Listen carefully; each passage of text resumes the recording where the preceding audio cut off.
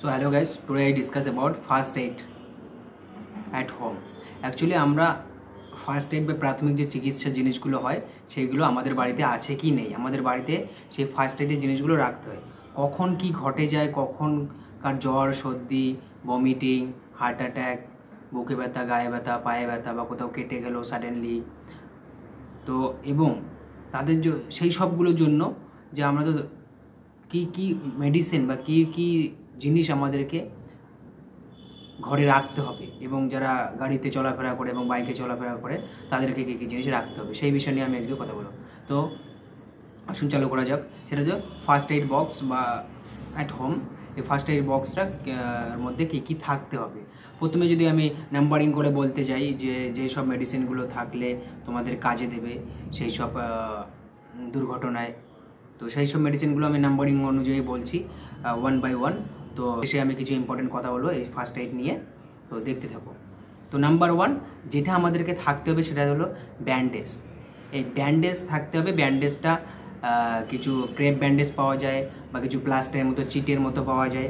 কখন কোথায় কিভাবে কেটে যাবে বা কত বড় কেটে যাবে সেটা তো আমরা জানি না, সেই জন্য আমাদের প্লাস্টার রাখতে হবে, ক্রেপ ব্যান্ডেজ রাখতে হবে এবং বিভিন্ন ডিফারেন্ট সাইজের স্মল, লার্জ, মিডিয়াম এরকম কিছু ব্যান্ডেজ পাওয়া যায়, সেইগুলো আমাদেরকে রাখতে হবে ফার্স্ট এইড বক্সের মধ্যে। তারপরে আমাদেরকে রাখতে এবং এই ব্যান্ডেজগুলোতে আমাদেরকে রাখতে হবে সেটা থাকতে হবে স্টেরাইল ব্যান্ডেজ, মানে পরিষ্কার মেডিকেলে যেটাকে বলা হয় স্টেরাইল ব্যান্ডেজ, বা যেটা আমাদেরকে বলতে আমরা গ্রামের ভাষায় বা যারা আমরা সাধারণ লোক আছি তাদেরকে বলছি আমি তাদের বোঝানোর স্বার্থে, সেটা হলো যে পরিষ্কার পরিচ্ছন্ন ব্যান্ডেজ থাকতে হবে। 2 নম্বরে যদি আমাদের রাখতে হয় সেটা হবে যে অয়েন্টমেন্ট বা মলম, যেটা আমরা বলি, কেননা কোথায় কখন কেটে যাবে সেটার জন্য অয়েন্টমেন্ট রাখতে হবে। তারপরে সেটাকে ভালো করে ব্যান্ডেজ করে দিতে হবে, যেরকম ব্যান্ডেজ সেখানে দরকার। ক্রেপ ব্যান্ডেজ হলে ক্রেপ ব্যান্ডেজ, তারপরে যদি প্লাস্টার হয় তো প্লাস্টার, বা যেরকম সাইজের কেটে যাবে সেই অনুযায়ী আমাদের ব্যান্ডেজ রাখতে হবে। এবং আমাদেরকে এটাও জানতে হবে যে যদি চোখে কোথাও আঘাত পেয়ে যায় বা চোখে কেটে যায় তাহলে কিন্তু আমাদেরকে সেরকম করে কিন্তু আই ব্যান্ডেজও রাখতে হবে। তো এইগুলো এখন মেডিকেল শপে সব কিছুই পাওয়া যায়, তোমরা এগুলো ওখান থেকেই কিনে নিতে পারো এবং নিজের ঘরে রাখতে পারো। তারপরে যদি আমি বলি সিজার, একটা কাঁচি রাখতে হবে, তারপরে কিছু টেপ রাখতে হবে। 4 নম্বরে আমি বলতে চাই থার্মোমিটার রাখতে হবে, ডিজিটাল থার্মোমিটার, কেননা ম্যানুয়াল থার্মোমিটারে আমরা অনেকজন অনেক কিছু বুঝতে পারি না, তো ডিজিটাল থার্মোমিটার আমাদেরকে রাখতে হবে। তারপরে আমাদেরকে আম্বু ব্যাগ রাখতে হবে, আম্বু ব্যাগ বা অক্সিজেন মুখে লাগিয়ে এরকম করে প্রেশার দিতে হয়, যাতে অক্সিজেন যে পেশেন্ট বা যার শ্বাসকষ্ট হচ্ছে তার জন্য অক্সিজেনটা পরিপূর্ণভাবে এবং ঢুকে যায় এবং সে শ্বাস নিতে পারে। তার নম্বর যদি আমি 5 নম্বরে বলতে চাই, আমাদেরকে রাখতে হবে স্কিন র্যাশ ক্রিম। আমাদের সাডেনলি দেখা যায় বাচ্চাদের ক্ষেত্রে বা কোনো নর্মাল প্রাপ্তবয়স্কদের দেখা যায় যে স্কিনে সাডেনলি র্যাশ হয়ে গেছে বা চুলকাচ্ছে এরকম, তো আমাদের স্কিনের র্যাশের জন্য আমাদেরকে কিছু ক্রিম রাখতে হবে। এই ক্রিমগুলোর নাম আমি 2টো নাম বলছি, সেটা রাখতে হবে। সেটা হলো যে হাইড্রোকর্টিসন একটা ক্রিম, 2 নম্বরে রাখতে হবে ক্যালেন্ডুলা, 6 নম্বর ইনসেক্ট বাইট। যদি আমাদেরকে কোনো রাস্তাঘাটে চলার ক্ষেত্রে বা বাড়িতে বসে এসে হুট করে কোনো কিছু বলতা জাতীয় বা কোনো কিছু মাছি জাতীয় এরকম কোনো কিছু কামড় দিয়েছে, তার জন্য আমাদেরকে কিছু স্প্রে রাখতে হবে। 7 নম্বরে আমি বলতে চাই সেটা অ্যান্টিসেপটিক ক্রিম রাখতে হবে, যে কোনো কিছু কেটে গেলে সেখান থেকে কোনো অ্যান্টিসেপটিক যে ক্রিমগুলো পাওয়া যায় সেগুলো আমাদেরকে লাগিয়ে দিতে হবে। অ্যান্টিসেপটিক ক্রিমের মধ্যে হলো বেটাডাইন, তারপরে হলো হাইড্রোজেন পারঅক্সাইড। 8 নম্বরে যদি বলতে চাই পেইন কিলার। পেইন কিলারের মধ্যে কী কী রাখতে হবে, প্যারাসিটামল রাখতে হবে, এবং বাচ্চাদের ক্ষেত্রে প্যারাসিটামল লিকুইড পাওয়া যায়, সিরাপ পাওয়া যায়, সেগুলো রাখতে হবে। আইবুপ্রোফেন বলে ট্যাবলেট পাওয়া যায়। কফ হয়ে গেলে আমাদের কি ইউজ করতে হবে, হিস্টামিনস বলে একটা মেডিসিন পাওয়া যায়, ট্যাবলেট পাওয়া যায়, সেটা রাখতে পারো।